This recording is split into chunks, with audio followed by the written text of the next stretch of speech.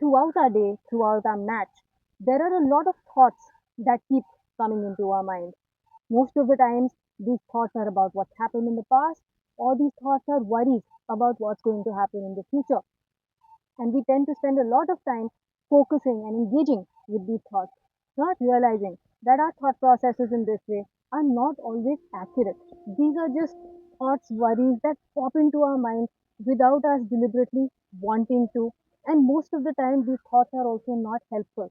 And so we need to realize that thoughts can often be our biggest distraction, which take us away from the moment.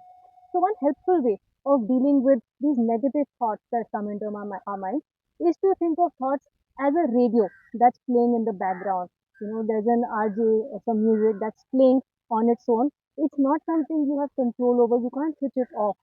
But what you can do is recognize that it's not the most important thing, and so you can choose to ignore it, not focus on it. If you start talking back, if you start trying to convince yourself that no, no, everything will be fine, I don't need to worry, then what happens is that we start engaging more and more. The negative thoughts also start to increase, and these actually shift our focus away from what's important, what's the game, to other aspects, to again thoughts of the past or thoughts of the future. It shifts our focus.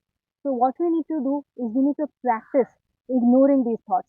Try some mindfulness exercises as well which train you on how to gradually keep ignoring them, recognize that they're not important to you, recognize that they're not helpful, and instead bring your focus back to the present moment on what matters, on what you can see in front of you, on what you can hear in front of you, on what you can feel in front of you, because that is what is present and that is what is important.